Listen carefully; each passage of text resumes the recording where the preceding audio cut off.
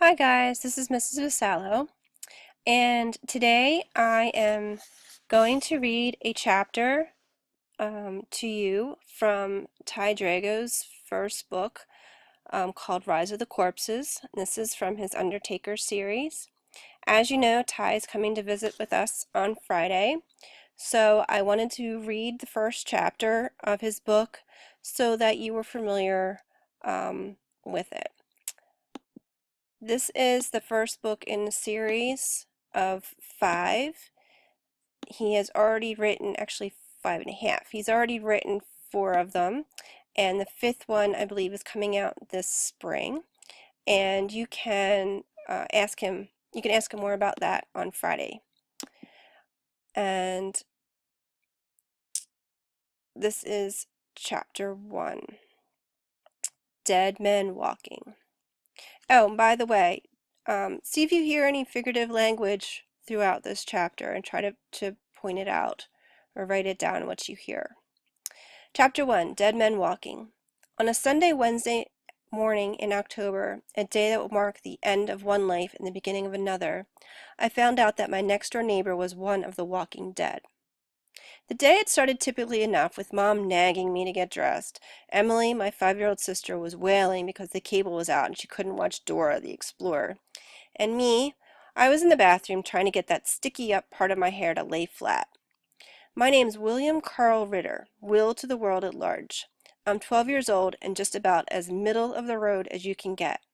I'm not skinny or fat, not really tall or short, not butt ugly or particularly good looking. What I am is a redhead. See, I've got my mom's pale face and green eyes, and my dad's freckles and mop of orange hair, which he had always called the family heritage, dating back to the old country. If so, then it was one weird heritage. After all, who ever heard of a red-headed German? I hated being a redhead, and still do, sort of. Back then, I guess I had hated a lot of things. For example, I hated middle school, the classes were boring, and I hated being called red all the time. And I especially hated it when the school bullies pinned me down and played connect the dots with my freckles and a ballpoint pen. But most of all, I hated that my dad wasn't there to make it all right. "Bus in 10 minutes, Will," Mom called from downstairs. "And I've got a Pop-Tart for you." "Okay, Mom." With a groan, I gave up on my hair, fled the bathroom, and bounded down the steps 3 at a time. Mom was in the kitchen, calming Emily down with a glass of apple juice. "There's nothing I can do about the cable, honey. It'll come back on when it comes back on." "Will, grab something to eat. You've got 8.5 minutes.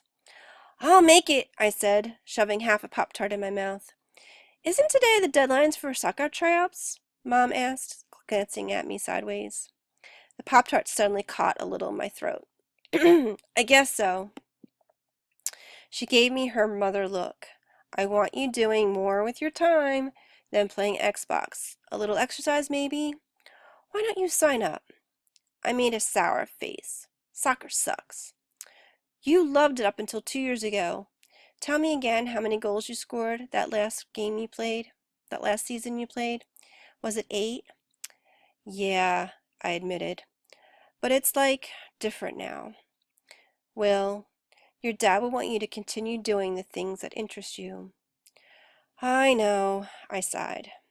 "Sign up today," Mom said firmly. "Emmy and I expect to see you in some games this fall.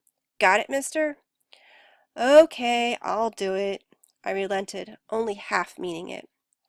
Smiling, she forced a hug out of me, after which Emily dumped a sloppy kiss on my cheek. Then I snatched up my backpack from its place in the door and headed out. "Have a good day," Mom called. I did not have a good day. I leapt down the stoop, letting the door slam behind me. I was determined to get all the way up the hill to the bus stop in less than 30 seconds.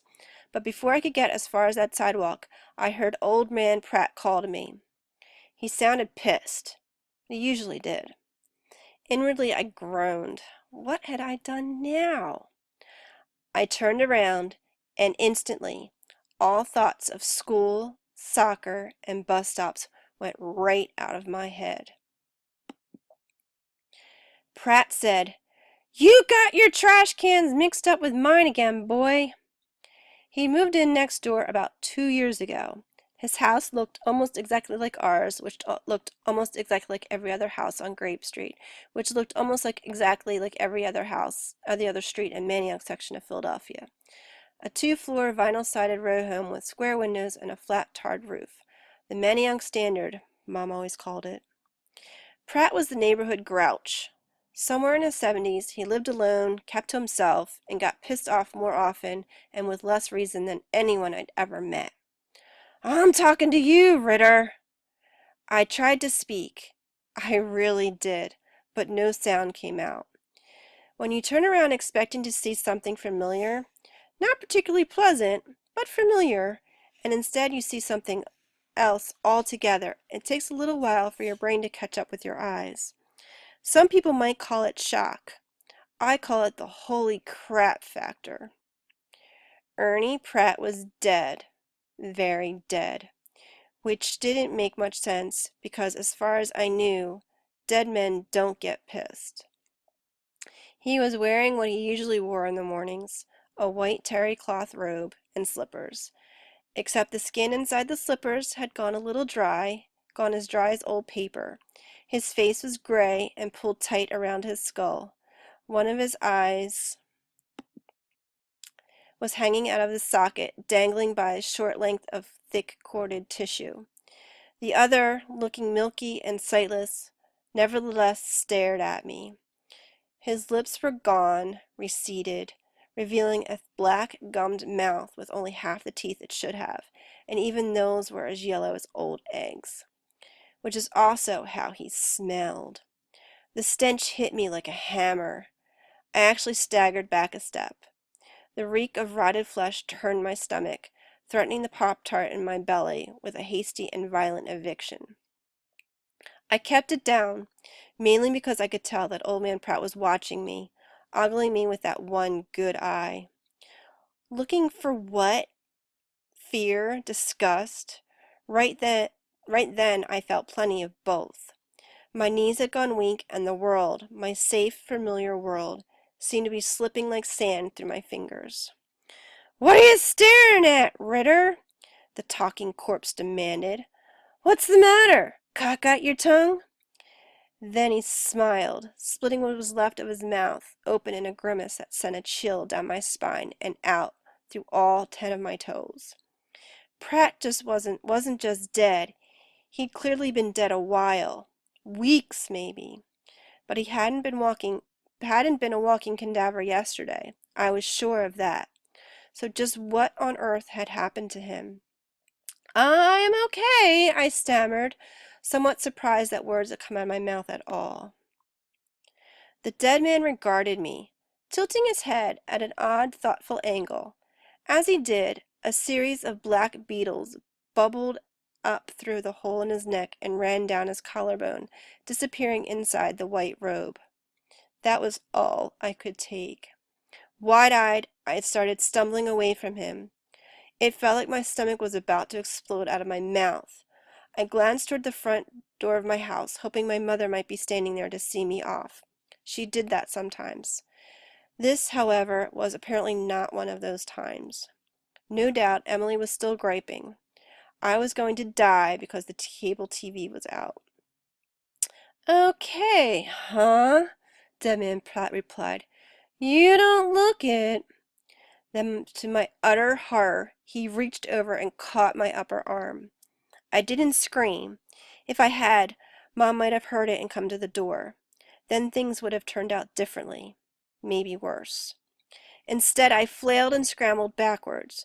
Pratt was strong. I could feel his strength in the clutch of his gray, dry fingers. He grinned another one of those hideous grins, looking like a rotten corpse that had just won the lottery. His one milky eye gleamed like a beacon as he started to pull me toward him. Then he spoke again, except he didn't. His black, lipless mouth never moved. I seemed to hear the words coming from inside my head, disjointed, as if he were uttering them to me one at a time and making an individual sentence out of each. "What do you see, boy? Acting on pure animal instinct, I swung my arm in a wide arc and brought it down on his wrist. I didn't plan it. I didn't aim. I just did it. I don't know what I expected to happen, but one thing I didn't expect was for Dead Man Pratt's hand to snap off right on the end of his arm. Suddenly freed, I stumbled backward, almost fell, regained my balance, and took off up the street in the direction of my bus stop. Halfway there, I noticed that the blackened, dead hand was still clutching my shirt sleeve. Worse, it was twitching a little. At that, I finally did scream. Ah! Doing a panicked bee in your shirt dance, I threw the gross thing off of me. It bounced into the bushes. Then I kept right on running, risking a quick glance over my shoulder. Pratt was standing where he had been, looking after me. His smile was gone, replaced by a scowl, as he examined what was left of his arm. If lopping off his hand had hurt him, he gave no sign of it. I think I made it to the bus stop in less than 30 seconds. First time ever. There's nothing like raw terror to get your butt moving. A handful of kids were already waiting there. One of them was Mike Reardon, a friend. As I reached him, panting and sweating, he asked, "Are you going to die or what?" "Look down the hill," I exclaimed, trying to catch my breath. My heart felt like it was about to burst. He frowned, then he laughed. "What'd you do to old man Pratt?" he asked. "He's standing there in his robe looking seriously pissed." I swallowed, steeled myself, then faced down the hill. The robe was there, but the thing inside them wasn't a man, or at least it hadn't been for a really long time. As I watched, the cadaver waved with his one good hand. This time the chill ran up my spine and squirted out my ears. "Bus is coming," someone announced. My cell phone was in my backpack. Should I call the cops? Call my mom? And tell her what exactly? That old man Pratt maybe died a month ago and didn't know it? But then, why hadn't Mike seen what I'd seen? Shuddering a little, I dragged my eyes away from the thing down the block, watching instead the yellow school bus rumbling to a stop at the curb. As the accordion doors cracked open, kids lined up to climb aboard. I stood in the back, my mind reeling. Am I going crazy?